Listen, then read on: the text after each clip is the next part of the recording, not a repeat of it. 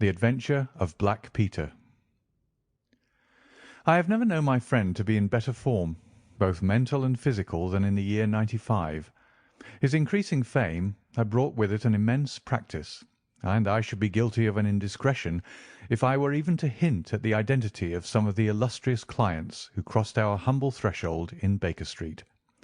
Holmes, however, like all great artists, lived for his art's sake, and, save in the case of the Duke of Holderness, I have seldom known him claim any large reward for his inestimable services. So unworldly was he, or so capricious, that he frequently refused his help to the powerful and wealthy where the problem made no appeal to his sympathies, while he would devote weeks of most intense application to the affairs of some humble client whose case presented those strange and dramatic qualities which appealed to his imagination and challenged his ingenuity. In this memorable year '95, a curious and incongruous succession of cases had engaged his attention, ranging from his famous investigation of the sudden death of Cardinal Tosca, an inquiry which was carried out by him at the express desire of His Holiness the Pope, down to his arrest of Wilson, the notorious canary trainer, which removed a plague spot from the East End of London.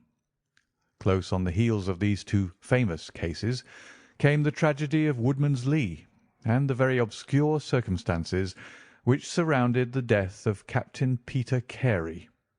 No record of the doings of Mr. Sherlock Holmes would be complete which did not include some account of this very unusual affair. During the first week of July, my friend had been absent so often and so long from our lodgings that I knew he had something on hand. The fact that several rough-looking men called during that time and inquired for Captain Basil made me understand that Holmes was working somewhere under one of the numerous disguises and names with which he concealed his own formidable identity. He had at least 5 small refuges in different parts of London, in which he was able to change his personality. He said nothing of his business to me, and it was not my habit to force a confidence. The first positive sign which he gave me of the direction which his investigation was taking was an extraordinary one. He had gone out before breakfast, and I had sat down to mine when he strode into the room, his hat upon his head, and a huge barbed-headed spear tucked like an umbrella under his arm. "Good gracious, Holmes!" I cried. "You don't mean to say that you've been walking about London with that thing?" "I drove to the butcher's and back." "The butcher's?" "And I return with an excellent appetite. There can be no question, my dear Watson, of the value of exercise before breakfast. But I am prepared to bet that you will not guess the form that my exercise has taken." "I will not attempt it." He chuckled as he poured out the coffee. "If you could have looked into Allardyce's back shop, you would have seen a dead pig swung from a hook in the ceiling, and a gentleman in his shirt-sleeves furiously stabbing at it with this weapon. I was that energetic person, and I have satisfied myself that by no exertion of my strength can I transfix the pig with a single blow. Perhaps you would care to try." "Not for worlds. But why were you doing this?" "Because it seemed to me to have an indirect bearing upon the mystery of Woodman's Lee. Ah, Hopkins, I got your wire last night, and I have been expecting you. Come and join us."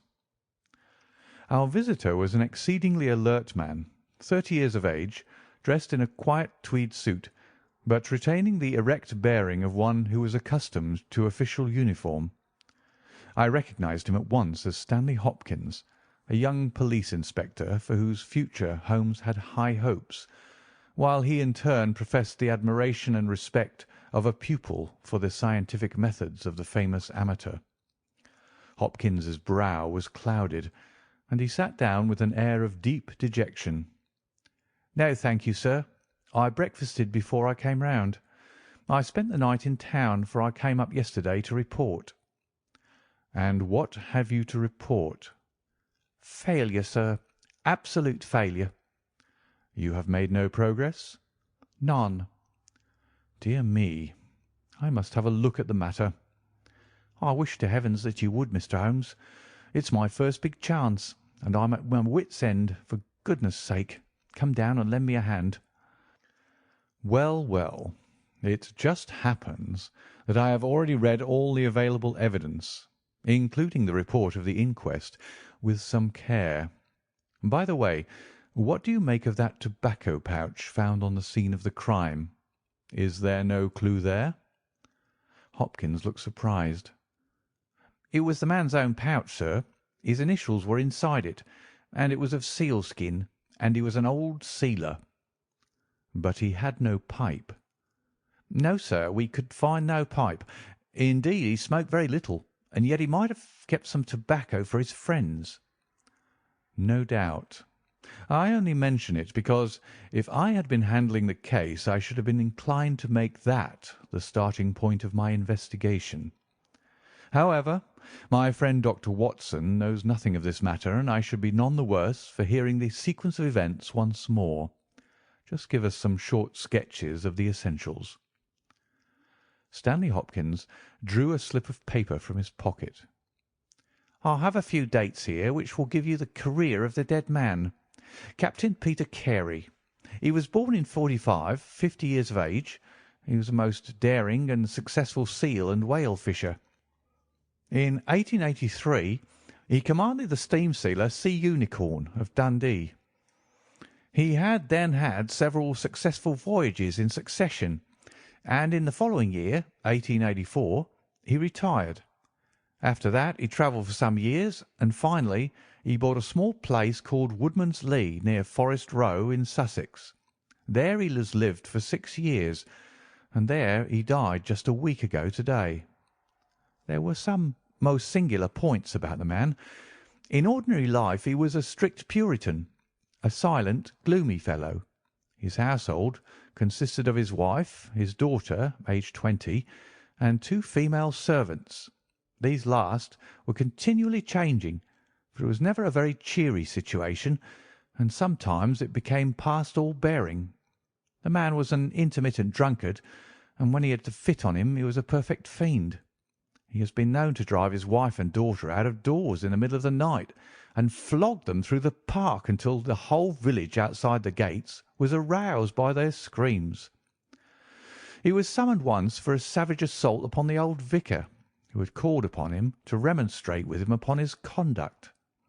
In short, Mr. Holmes, you would go far before you found a more dangerous man than Peter Carey. And I've heard that he bore the same character when he commanded his ship.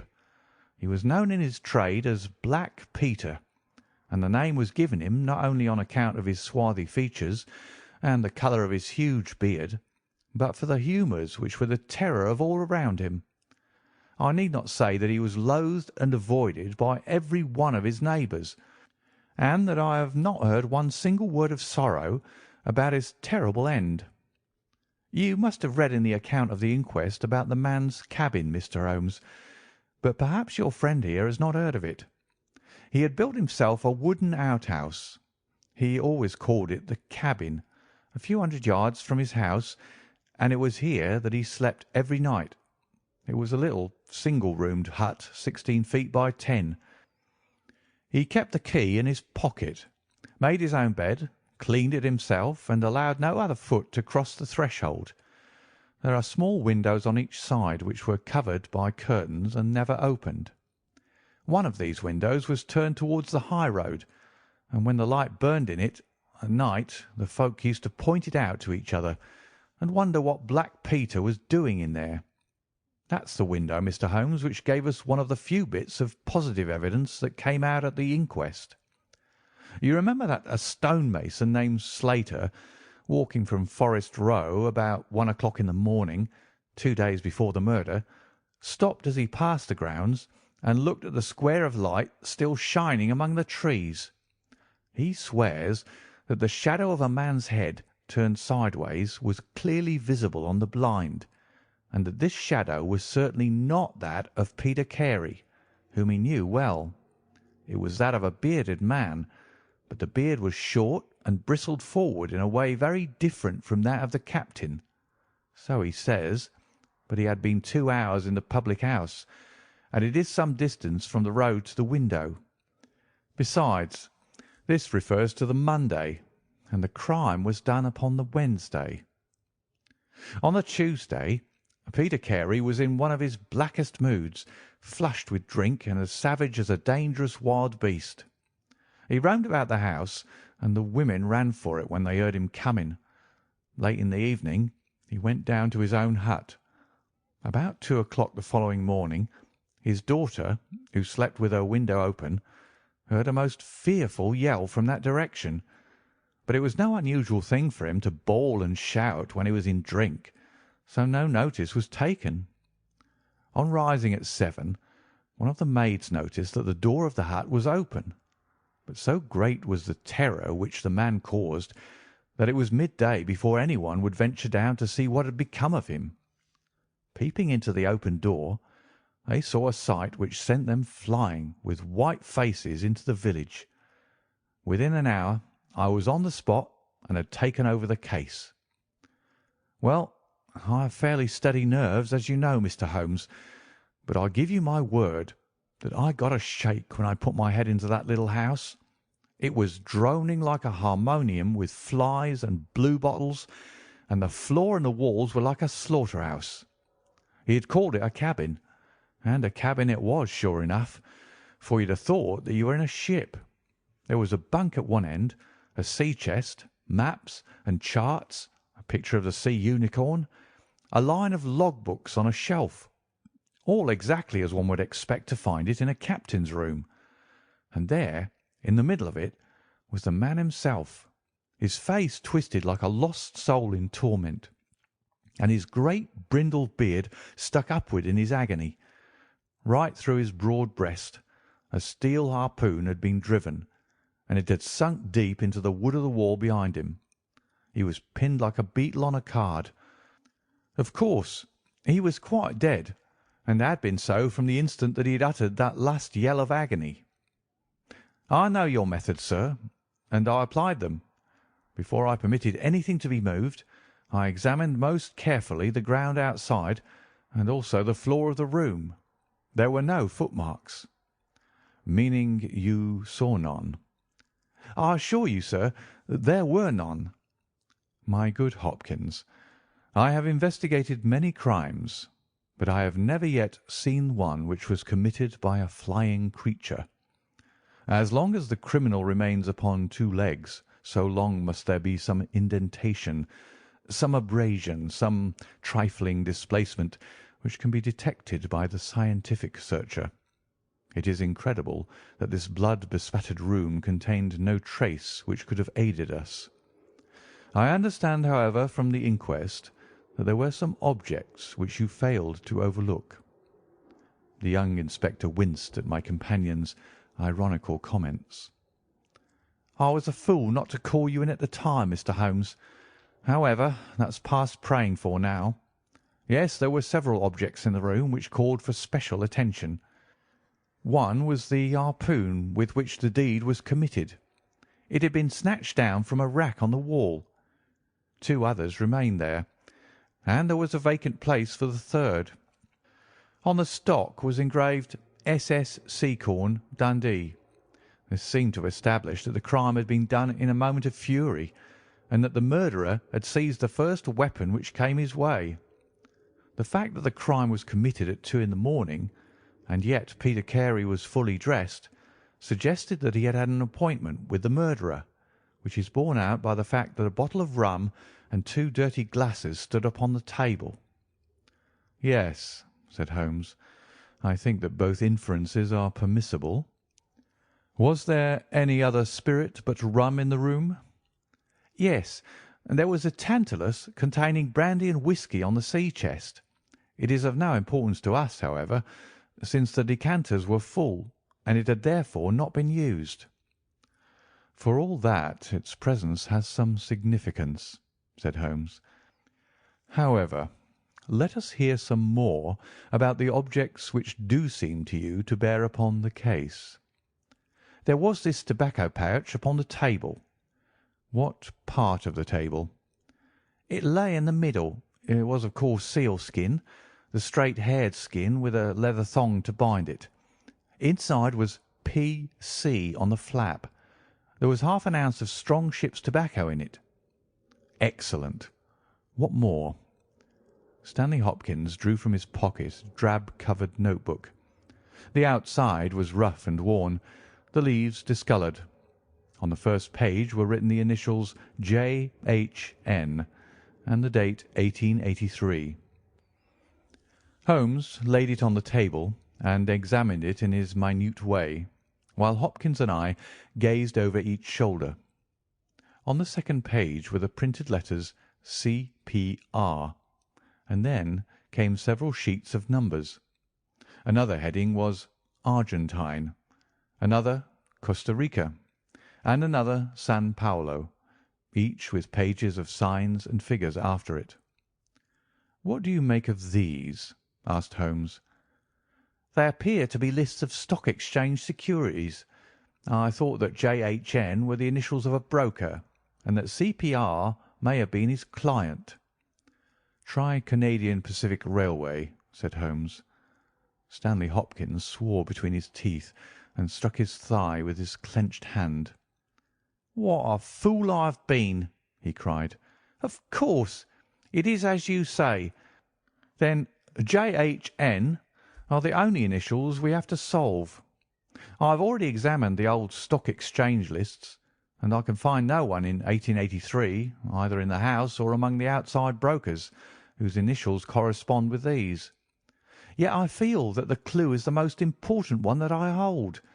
You will admit, Mr. Holmes, that there is a possibility that these initials are those of the second person who was present, in other words, of the murderer. I would also urge that the introduction into the case of a document relating to large masses of valuable securities gives us from the first time some indication of a motive for the crime." Sherlock Holmes's face showed that he was thoroughly taken aback by this new development. "I must admit both your points," said he. "I confess that this notebook, which did not appear at the inquest, modifies any views which I may have formed. I had come to a theory of the crime in which I can find no place for this. Have you endeavoured to trace any of the securities here mentioned?" "Inquiries are now being made at the offices, but I fear that the complete register of the stockholders of these South American concerns is in South America, and that some weeks must elapse before we can trace the shares." Holmes had been examining the cover of the notebook with his magnifying lens. "Surely there is some discoloration here," said he. "Yes, sir, it is a blood stain. I told you that I picked the book off the floor." "Was the blood stain above or below?" "On the side next the boards." "Which proves, of course, that the book was dropped after the crime was committed." "Exactly, Mr. Holmes. I appreciated that point, and I conjectured that it was dropped by the murderer in his hurried flight. It lay near the door." "I suppose that none of these securities have been found among the property of the dead man?" "No, sir."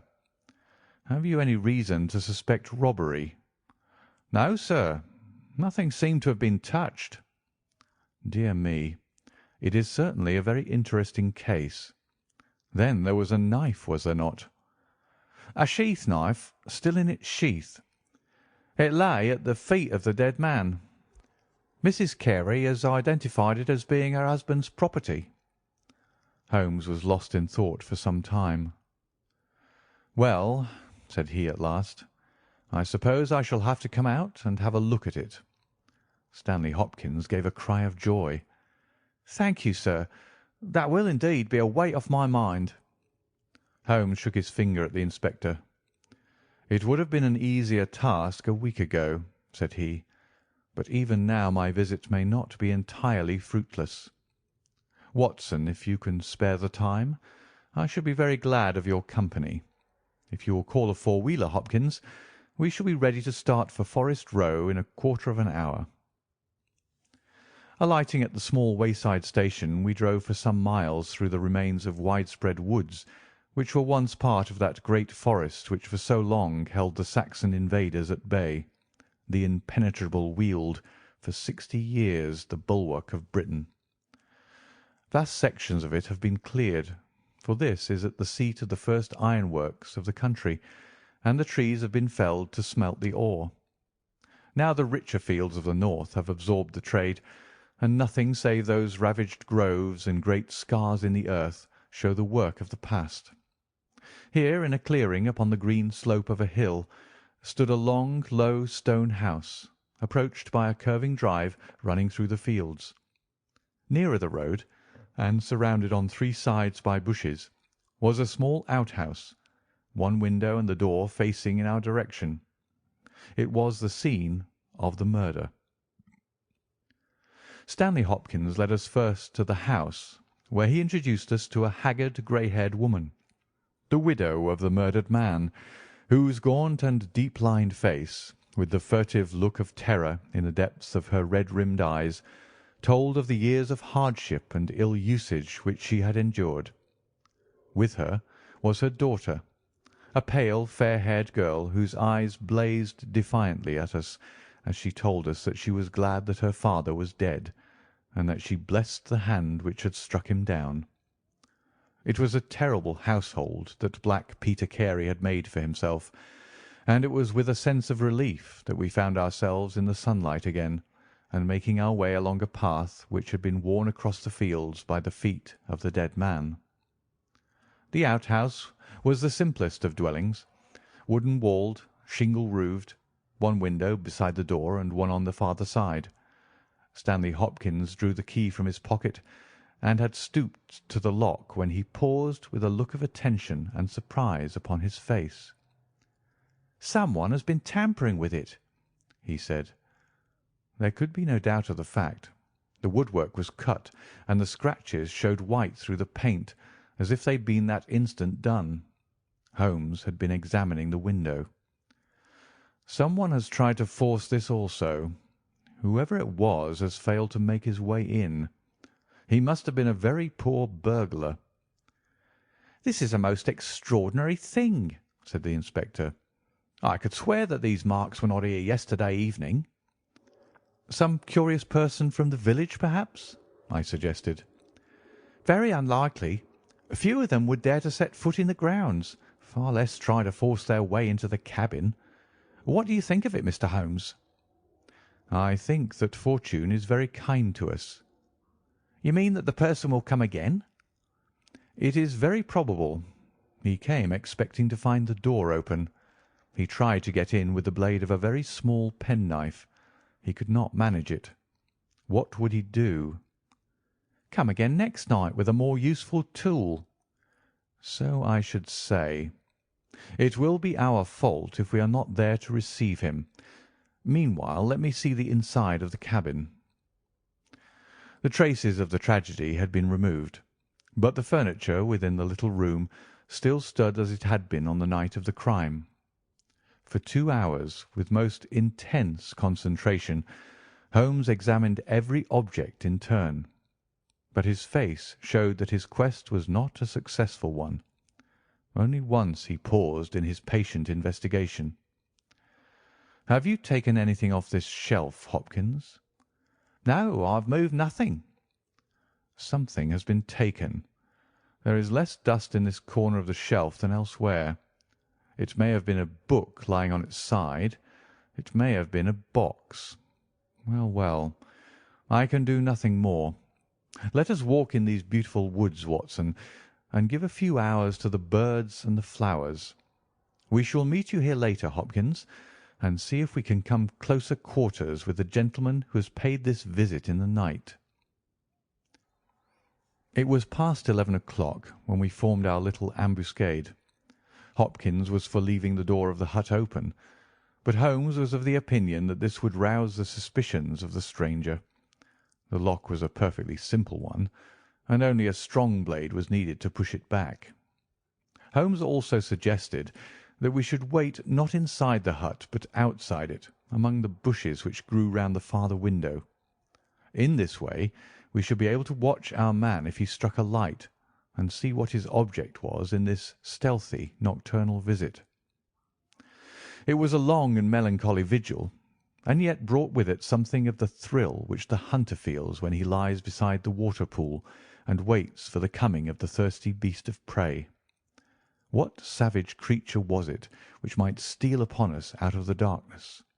Was it a fierce tiger of crime, which could only be taken fighting hard with flashing fang and claw, or would it prove to be some skulking jackal, dangerous only to the weak and unguarded? In absolute silence we crouched amongst the bushes, waiting for whatever might come. At first the steps of a few belated villagers, or the sound of voices from the village, lightened our vigil, but one by one these interruptions died away, and an absolute stillness fell upon us, save for the chimes of the distant church, which told us of the progress of the night, and for the rustle and the whisper of a fine rain falling amid the foliage which roofed us in. 2:30 had chimed, and it was the darkest hour which precedes the dawn when we all started, as a low but sharp click came from the direction of the gate. Someone had entered the drive. Again there was a long silence, and I had begun to fear that it was a false alarm, when a stealthy step was heard upon the other side of the hut, and a moment later a metallic scraping and clinking. The man was trying to force the lock. This time his skill was greater, or his tool was better, for there was a sudden snap and the creak of the hinges.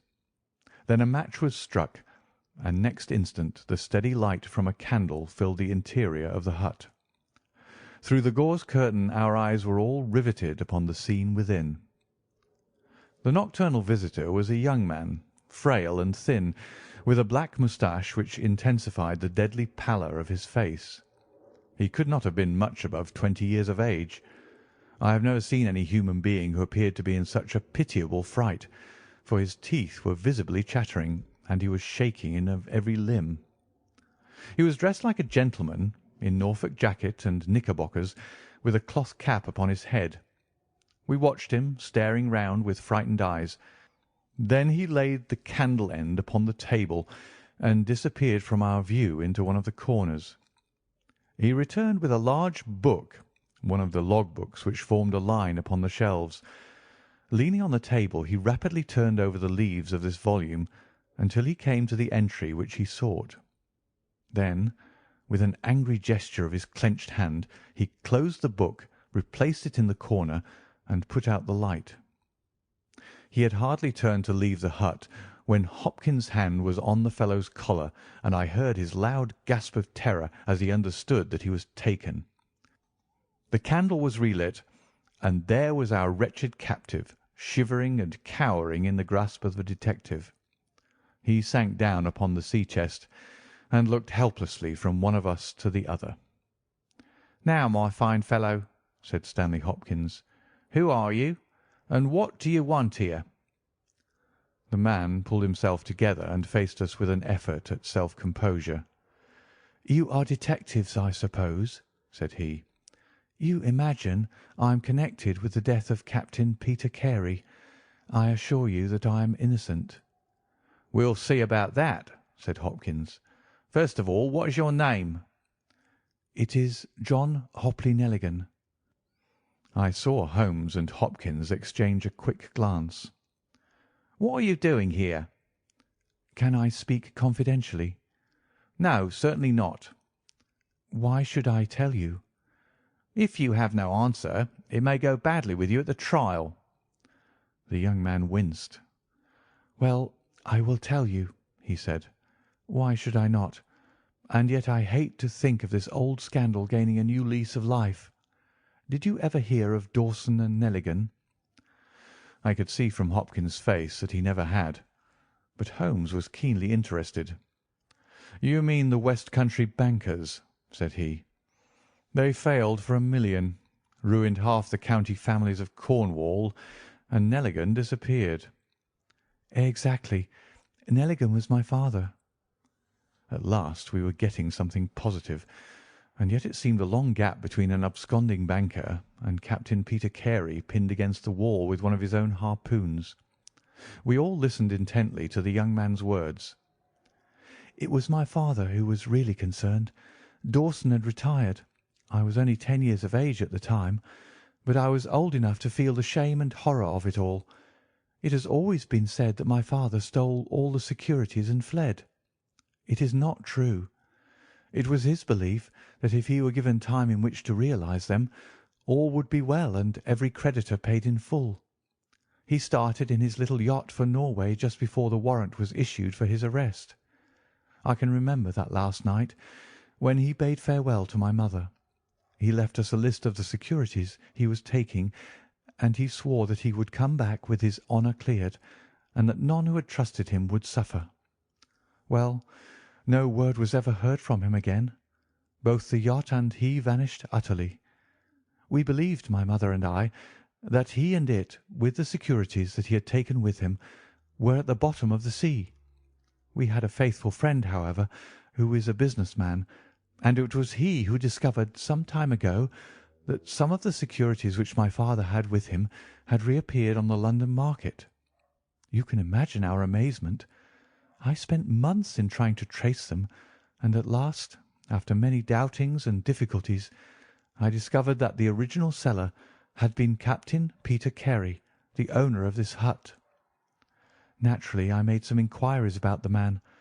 I found that he had been in command of a whaler which was due to return from the Arctic seas at the very time when my father was crossing to Norway.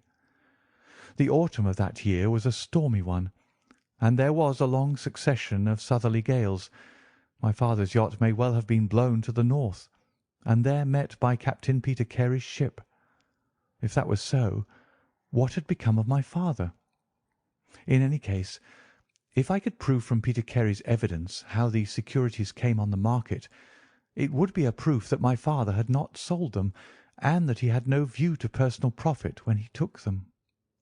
I came down to Sussex with the intention of seeing the captain, but it was at this moment that his terrible death occurred. I read at the inquest a description of his cabin, in which it stated that the old logbooks of his vessel were preserved in it. It struck me that if I could see what occurred in the month of August, 1883, on board the Sea Unicorn, I might settle the mystery of my father's fate. I tried last night to get at these logbooks, but was unable to open the door. To-night I tried again and succeeded, but I find that the pages which deal with that month have been torn from the book. It was that moment I found myself a prisoner in your hands." "Is that all?" asked Hopkins. "Yes, that is all." His eyes shifted as he said, "You have nothing else to tell us?"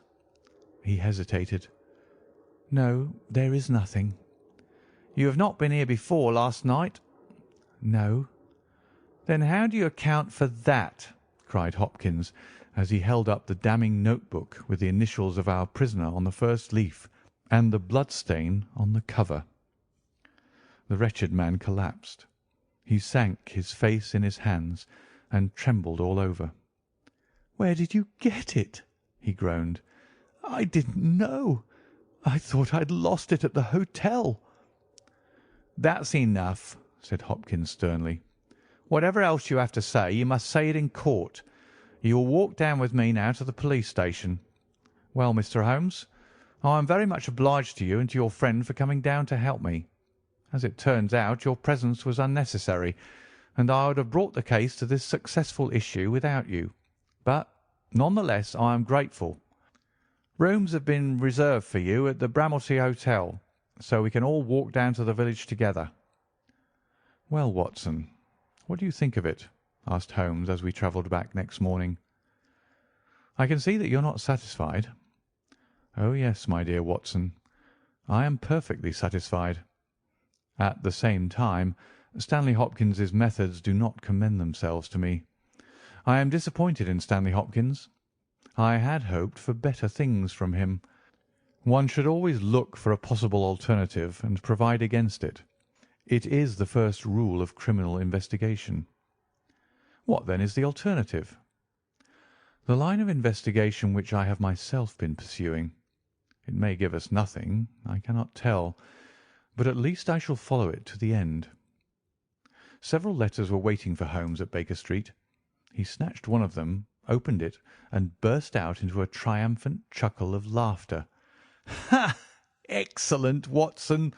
The alternative develops. Have you telegraph forms? Just write a couple of messages for me. Sumner, shipping agent, Ratcliffe Highway. Send 3 men on to arrive 10 tomorrow morning. Basil. That's my name in those parts. And the other is Inspector Stanley Hopkins, 46 Lord Street, Brixton. Come breakfast tomorrow at 9:30. Important. Wire if unable to come. Sherlock Holmes. There, Watson. This infernal case has haunted me for 10 days. I hereby banish it completely from my presence. Tomorrow I trust that we shall hear the last of it forever." Sharp at the hour named, Inspector Stanley Hopkins appeared, and we sat down together to the excellent breakfast which Mrs. Hudson had prepared. The young detective was in high spirits at his success. "You really think that your solution must be correct?" asked Holmes. "I could not imagine a more complete case." "It did not seem to me conclusive." "You astonish me, Mr. Holmes. What more could one ask for?" "Does your explanation cover every point?" "Undoubtedly. I find that young Nelligan arrived at the Bramley Hotel on the very day of the crime. He came on the pretence of playing golf. His room was on the ground floor, and he could get out when he liked. That very night he went down to the Woodman's Lee, saw Peter Carey at the hut, quarrelled with him and killed him with the harpoon. Then, horrified by what he'd done, he fled out of the hut, dropping the notebook which he had brought with him in order to question Peter Carey about those different securities. You may have observed that some of them were marked with ticks and the others, the great majority, were not. Those which are ticked have been traced on the London market, but the others, presumably, were still in the possession of Carey, and young Nelligan, according to his own account, was anxious to recover them in order to do the right thing by his father's creditors. After his flight, he did not dare to approach the hut again for some time, but at last he forced himself to do so in order to obtain the information which he needed. Surely that is all simple and obvious." Holmes smiled and shook his head. "It seems to me to have only one drawback, Hopkins, and that is that it is intrinsically impossible. Have you tried to drive a harpoon through a body?" "No." "Tut, tut, my dear sir.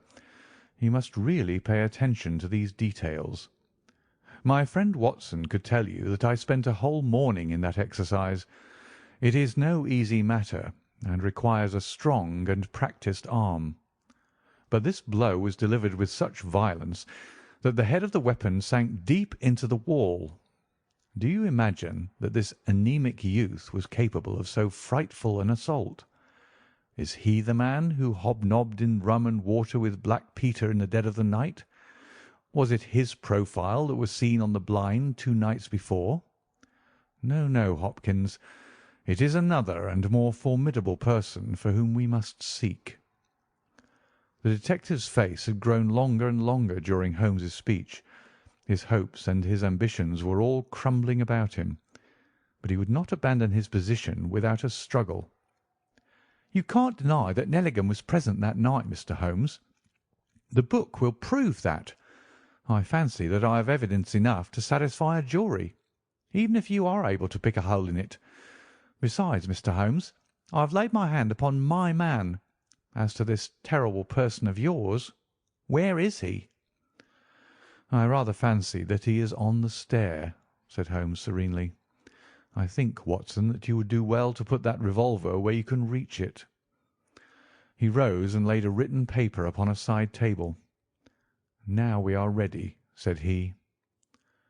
There had been some talking in gruff voices outside, and now Mrs. Hudson opened the door to say that there were 3 men inquiring for Captain Basil. "Show them in one by one," said Holmes. The first who entered was a little Ribston pippin of a man, with ruddy cheeks and fluffy white side whiskers. Holmes had drawn a letter from his pocket. "What name?" he asked. "James Lancaster." "I am sorry, Lancaster, but the berth is full. Here is half a sovereign for your trouble. Just step into this room and wait there for a few minutes." The second man was a long, dried-up creature with lank hair and sallow cheeks. His name was Hugh Pattins. He also received his dismissal, his half-sovereign, and the order to wait.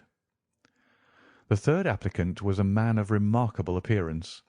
A fierce, bulldog face was framed in a tangle of hair and beard, and two bold, dark eyes gleamed behind the cover of thick, tufted, overhung eyebrows. He saluted and stood sailor fashion, turning his cap round in his hands. "Your name?" asked Holmes. "Patrick Cairns." "Harpooner?" "Yes, sir. 26 voyages." "Dundee, I suppose?" "Yes, sir." "And ready to start with an exploring ship?" "Yes, sir." "What wages?" £8 a month." "Could you start at once?" "As soon as I get my kit." "Have you your papers?" "Yes, sir." He took a sheaf of worn and greasy forms from his pocket. Holmes glanced over them and returned them. "You are just the man I want," said he. "Here's the agreement on the side table. If you sign it, the whole matter will be settled." The seaman lurched across the room and took up the pen. "Shall I sign here?" he asked, stooping over the table. Holmes leaned over his shoulder and passed both hands over his neck. "This will do," said he. I heard a click of steel and a bellow like an enraged bull. The next instant Holmes and the seaman were rolling on the ground together. He was a man of such gigantic strength that, even with the handcuffs which Holmes had so deftly fastened upon his wrists, he would have very quickly overpowered my friend had Hopkins and I not rushed to his rescue. Only when I pressed the cold muzzle of the revolver to his temple did he at last understand that resistance was vain. We lashed his ankles with cord and rose breathless from the struggle. "I must really apologize, Hopkins," said Sherlock Holmes. "I fear that the scrambled eggs are cold. However, you will enjoy the rest of your breakfast all the better, will you not, for the thought that you have brought your case to a triumphant conclusion?" Stanley Hopkins was speechless with amazement. "I don't know what to say, Mr. Holmes," he blurted out at last, with a very red face. "It seems to me that I've been making a fool of myself from the beginning. I understand now what I should never have forgotten, that I am the pupil and you are the master. Even now I see what you have done, but I don't know how you did it or what it signifies." "Well, well," said Holmes, good-humouredly, "we all learn by experience, and your lesson this time is that you should never lose sight of the alternative. You were so absorbed in young Nelligan that you could not spare a thought to Patrick Cairns, the true murderer of Peter Carey." The hoarse voice of the seaman broke in on our conversation. "See here, mister," said he, "I make no complaint of being manhandled in this fashion, but I would have you call things by their right names. You say I murdered Peter Carey. I say I killed Peter Carey, and there's all the difference. Maybe you don't believe what I say. Maybe you think I'm just slinging you a yarn." "Not at all," said Holmes. "Let us hear what you have to say." "It's soon told, and by the Lord every word of it's truth. I knew Black Peter, and when he pulled out his knife I whipped a harpoon through him sharp, for I knew that it was him or me. That's how he died. You can call it murder. Anyway, I'd as soon die with a rope round my neck as with Black Peter's knife in my heart." "How came you there?" asked Holmes. "I'll tell it you from the beginning. Just sit me up a little, so as I can speak easy. It was in '83 that it happened, August of that year. Peter Carey was master of the Sea Unicorn, and I was spare harpooner. We were coming out of the ice pack on our way home with head winds and a weak southerly gale, when we picked up a little craft that had been blown north. There was one man on her, a landsman. The crew had thought she would founder and made for the Norwegian coast in the dinghy. I guessed they were all drowned. Well, we took him on board, and this man and he and the skipper had some long talks in the cabin. All the baggage we took off with him was in one tin box. So far as I know, the man's name was never mentioned, and on the second night he disappeared as if he'd never been. It was given out that he had either thrown himself overboard or fallen overboard in the heavy weather that we were having. Only one man knew what had happened to him, and that was me, for with my own eyes I saw the skipper tip up his heels and put him over the rail in the middle watch of a dark night, 2 days before we sighted the Shetland lights. Well, I kept my knowledge to myself and waited to see what would come of it. When we got back to Scotland it was easily hushed up, and nobody asked any questions. A stranger died by accident, and it was nobody's business to inquire. Shortly after, Peter Carey gave up the sea, and it was long years before I could find where he was. I guessed that he had done the deed for the sake of what was in that tin box, and that he could afford now to pay me well for keeping my mouth shut. I found out where he was from a sailor-man that had met him in London, and down I went to squeeze him. The first night he was reasonable enough, and was ready to give me what would make me free of the sea for life. We were to fix it all 2 nights later. When I came, I found him 3 parts drunk and in a vile temper. We sat down and we drank and we yarned about old times, but the more he drank, the less I liked the look on his face. I spotted that harpoon upon the wall, and I thought I might need it before I was through. Then at last he broke out at me, spitting and cursing, with murder in his eyes and a great clasp knife in his hand. He had not time to get it from the sheath before I had the harpoon through him. Heavens, what a yell he gave, and his face gets between me and my sleep. I stood there with his blood splashing round me, and I waited for a bit, but all was quiet, so I took heart once more. I looked round, and there was the tin box on the shelf. I had as much right to it as Peter Carey, anyhow, so I took it with me and left the hut.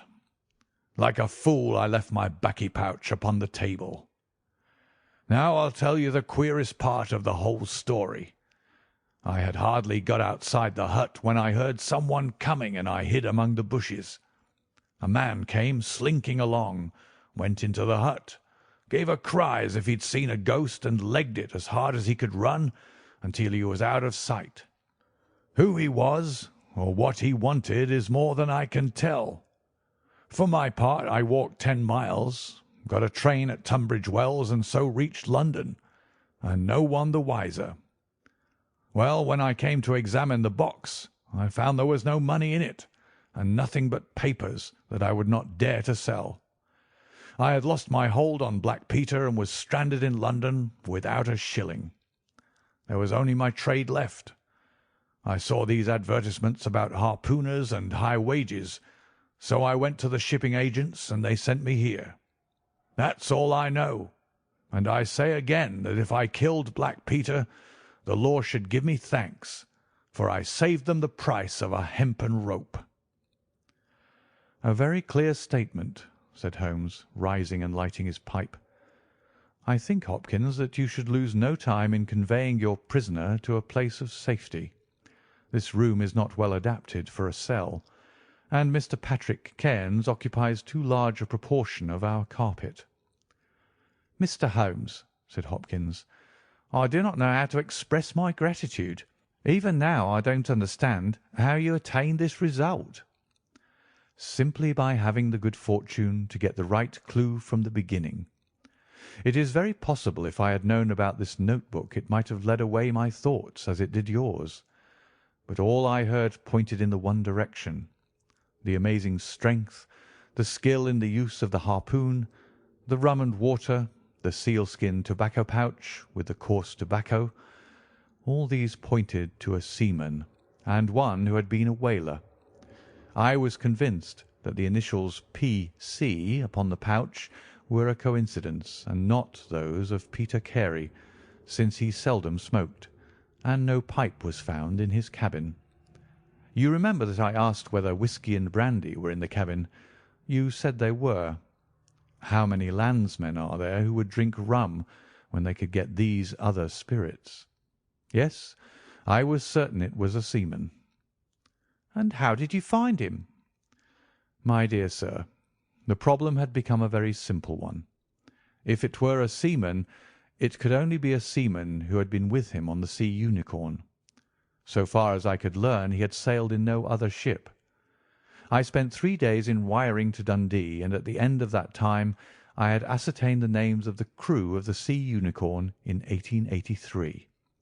When I found Patrick Cairns among the harpooners, my research was nearing its end. I argued that the man was probably in London, and that he would desire to leave the country for a time. I therefore spent some days in the East End, devised an Arctic expedition, put forth tempting terms for harpooners who would serve under Captain Basil, and behold the result. "Wonderful!" cried Hopkins. "Wonderful!" "You must obtain the release of young Nelligan as soon as possible," said Holmes. "I confess that I think you owe him some apology. The tin box must be returned to him, but, of course, the securities which Peter Carey has sold are lost forever. There's the cab, Hopkins, and you can remove your man. If you want me for the trial, my address and that of Watson will be somewhere in Norway. I'll send particulars later. End of the adventure of Black Peter.